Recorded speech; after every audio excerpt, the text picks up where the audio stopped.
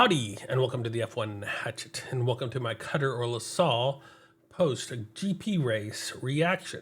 What was your thoughts on this race? I really hated it. I mean, it wasn't all just boring, but I really hated the whole constraint aspect of it. The mandatory 25 laps maximum you could put on a tire just ruined this race for me.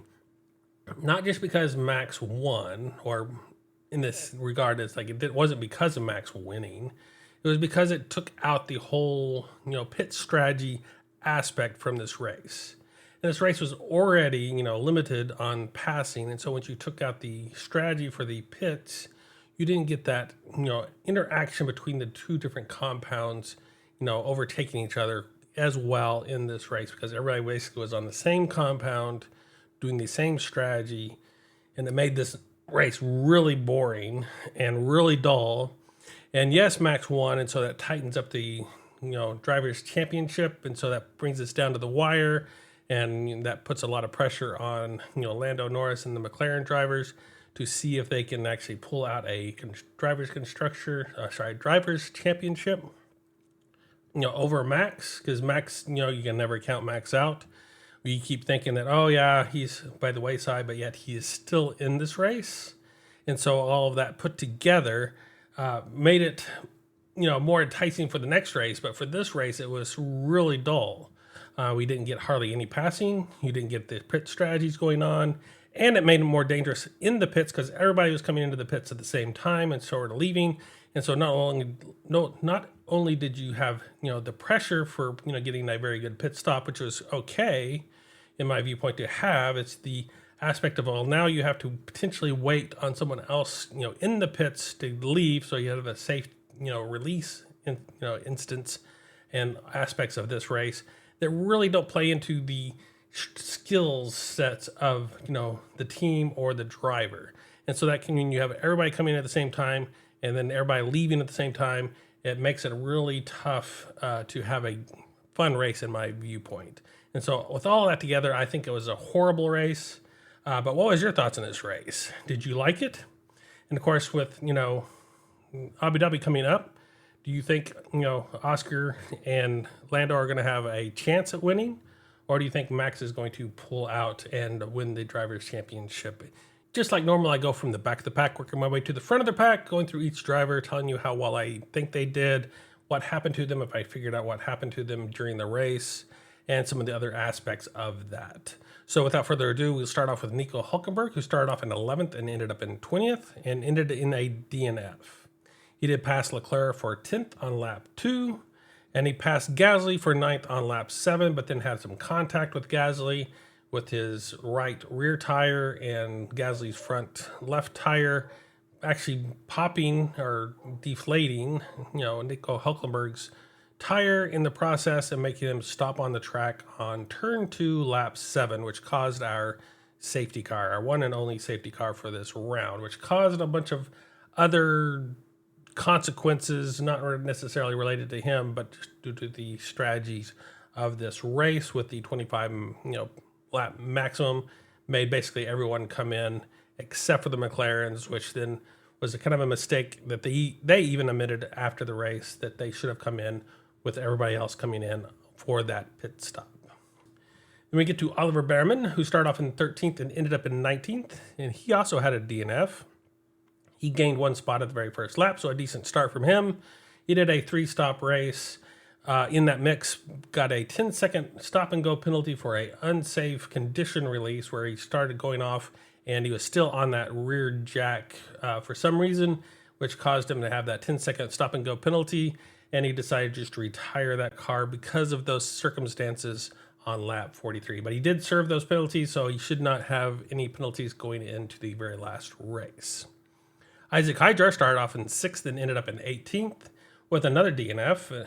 He lost 2 spots on the very first lap, so not the greatest start, but he was still doing fairly good. He had a 2-stop race, stopping on lap 7, like normal with everybody else, switching from a set of mediums to another set of mediums.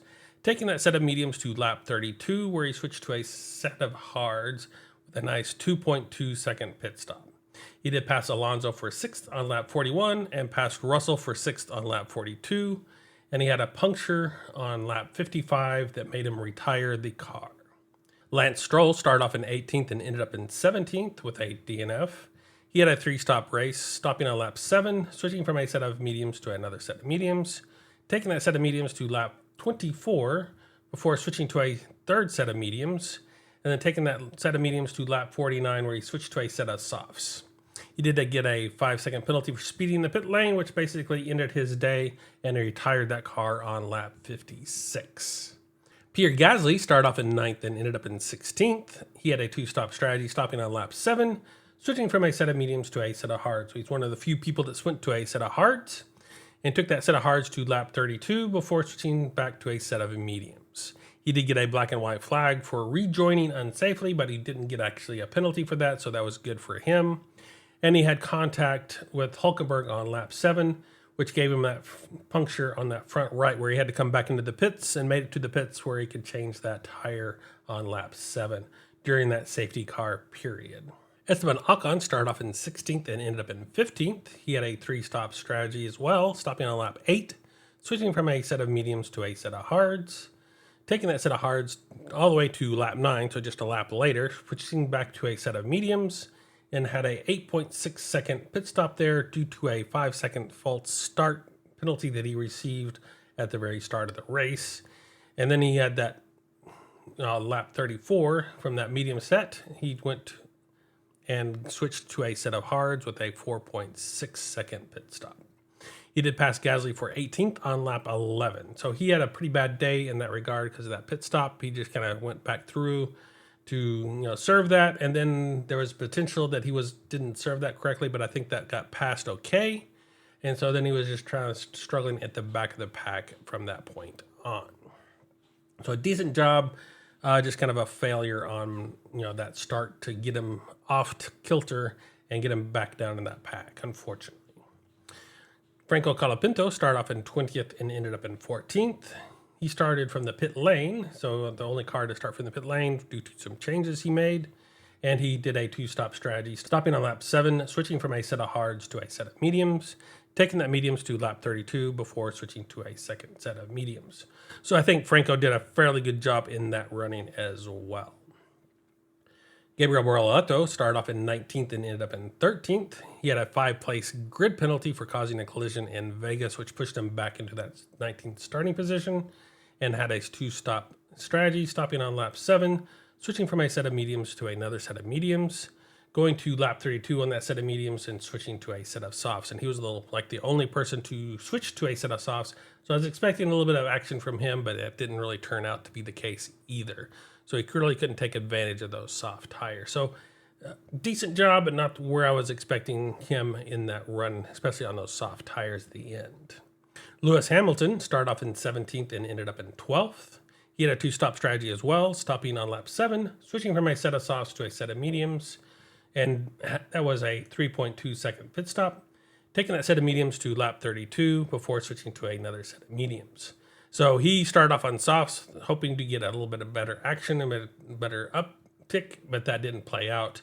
And he switched back to those set of mediums and kind of went along with the rest in this boring kind of race that we had. Alexander Albon started off in 14th and ended up in 11th. He lost 3 spots in the very first lap, so not a very good start for him. Kind of sluggish on that side of the track, but was able to do a little bit of action in there, but not quite where he needed to be. He did do a 2-stop strategy, stopping on lap 7, switching from a set of hards to a set of mediums, taking that set of mediums to lap 32 before switching to a second set of mediums. He did get a black and white flag for track limits on lap 21, but was never actually penalized for that, so he kept it within the boundaries for the rest of the race. So as I said, he moved up a few spots, but really wasn't really that good overall and generally, but due to those pit stop, coincidences, moved up a little bit in those pit stops to get him into the 11th spot, just outside those points.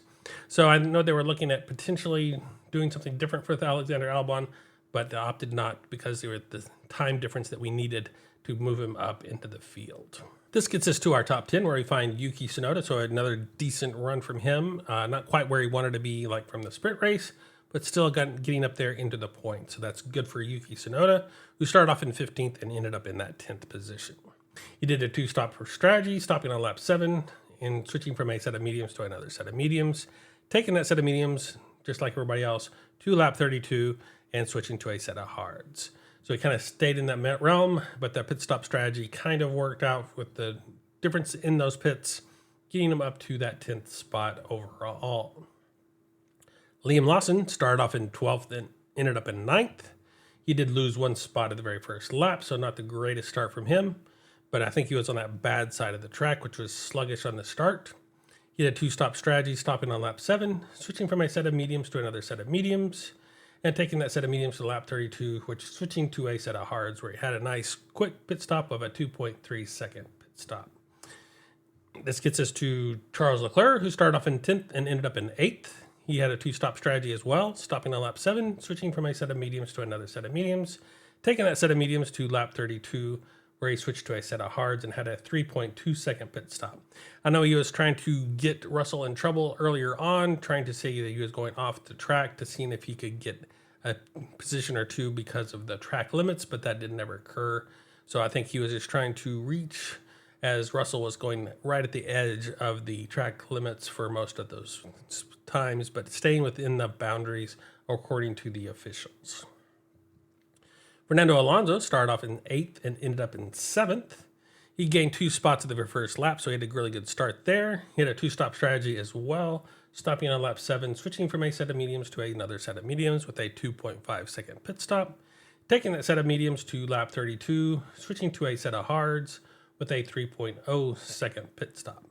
He did have a lap 41 spin, which ended up letting Hadjar and Russell by, dropping him down a couple of spots, but then actually made it back up on Hadjar for that 7th position on lap 55 when Hadjar actually had an issue that dropped him out with that puncture.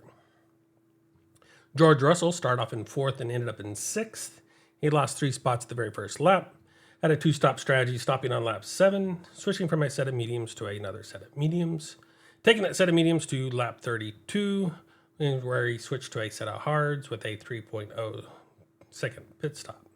He did pass Alonso for 7th on lap 41, passed Hadjar for 6th on lap 42, got a black and white flag for track limits on lap 45, but was never penalized, so he stayed within boundaries from that point forward, and passed Hadjar for 6th on lap 55, getting up into that 6th position where he ended up the race. So a decent job from George Russell, not quite the start he wanted to get him into that, top running positions, but maintain that, getting some decent points for Mercedes in the process. Now for the top 5, we see Kimi Antonelli starting off in 5th and ended up in 5th. He did gain a spot at the very first lap and lost it a little bit farther in, but was doing a pretty good job in my viewpoint, maintaining that position overall, especially with those McLarens kind of behind him in that regard as well. He put some pressure on Carlos Sainz, but was never able to pass him.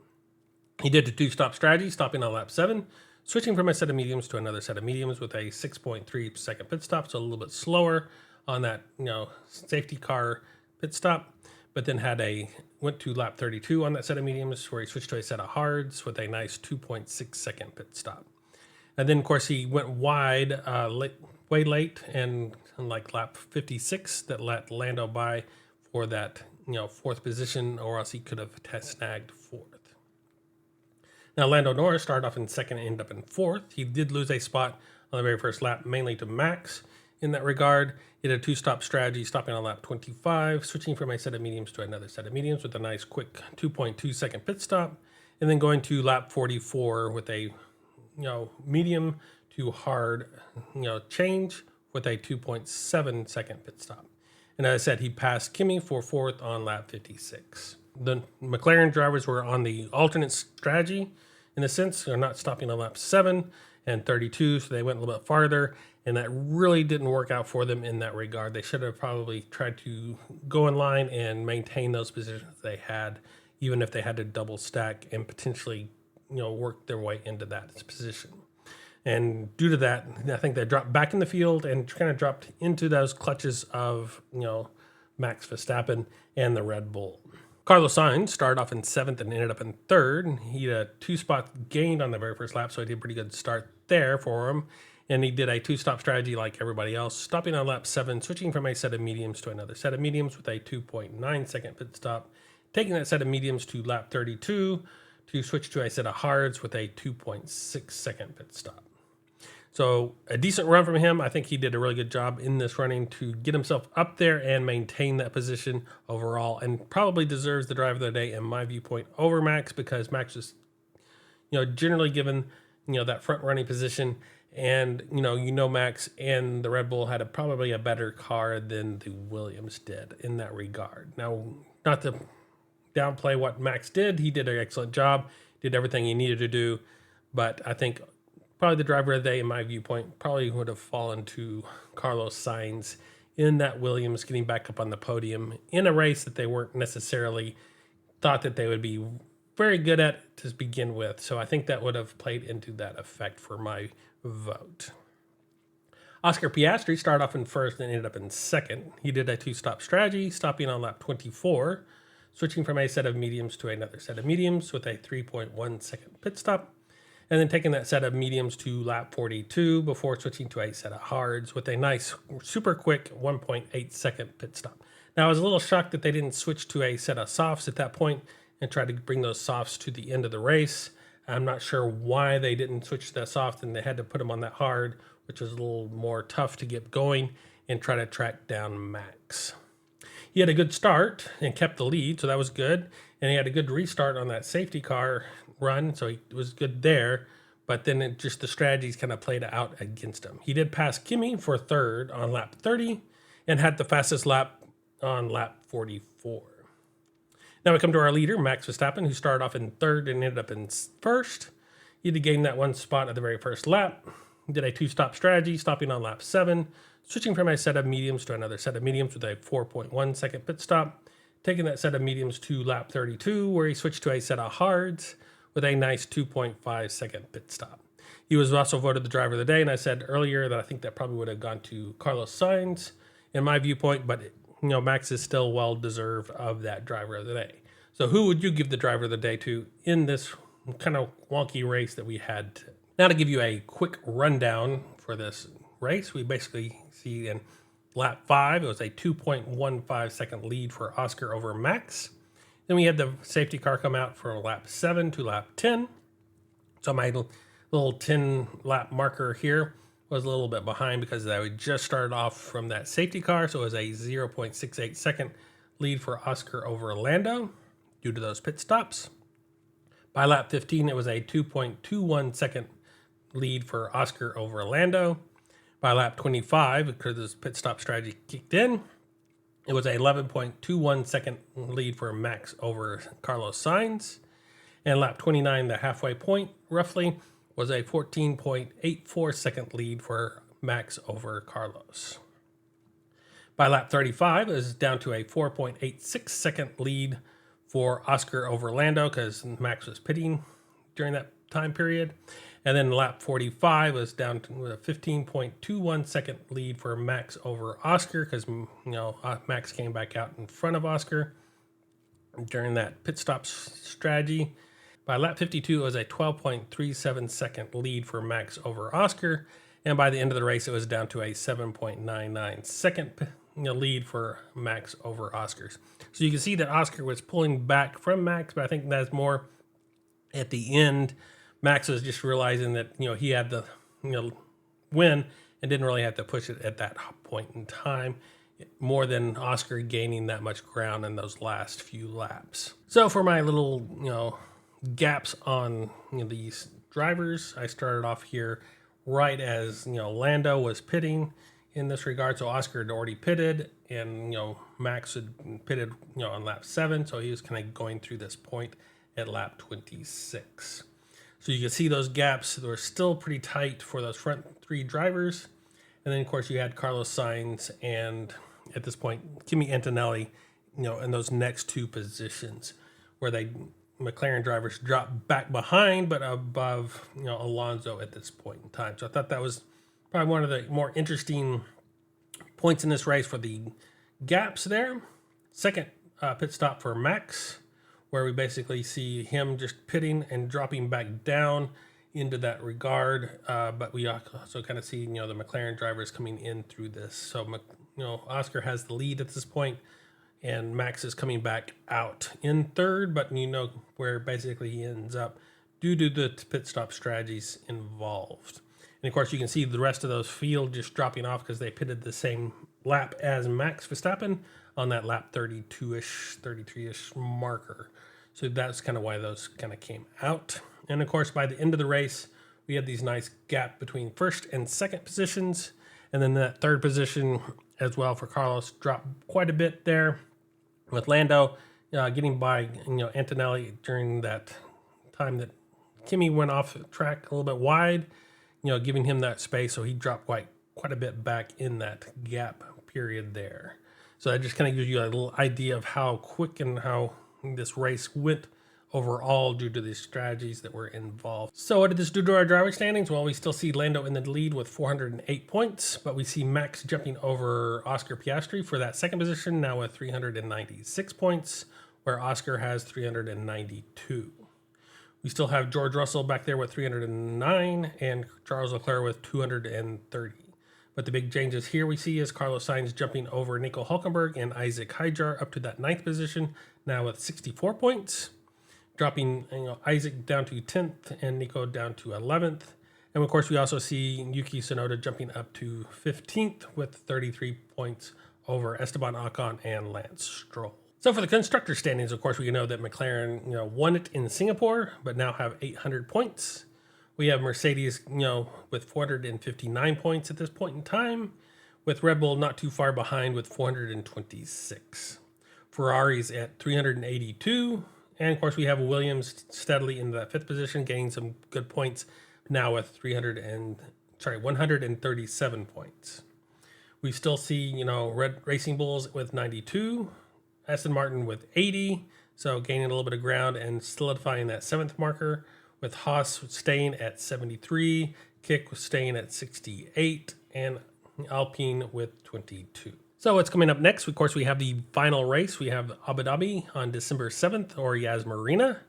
It has a length of 3.281 miles, with 58 laps being run for a total race distance of 190.253 miles. First introduced in 2009, and the current lap record holder is Kevin Magnussen in 2024 with 1 minute, 25.637 seconds. Now, I did a little bit of number crunching, and if my numbers were correct, if Max takes first, Lando has to finish in third or better to win the Drivers' Championship. If Max gets second, Lando can finish 7th or better, not including Oscar in the mix. And of course, if you have Oscar in first, Lando has to finish 5th or better. So that basically means that if Oscar wins the race and Max is second, Lando still has to get 5th or better to win the Drivers' Championship. So will Oscar, kind of lead his time and allow, help Lando along in that race for that Drivers' Championship? Or will it be kind of a battle out at the end to see if anybody can take over, that lead and let Max win this race? So with Max, at the point in time he is, and the ability to come back from far away, he's likely to get first again in this last race. And so that means that Lando really needs to finish on the podium to win. So we'll have to see how that plays out in this next week and see who actually ends up with that Drivers' Championship. So until then, I will see you on the grid, and farewell.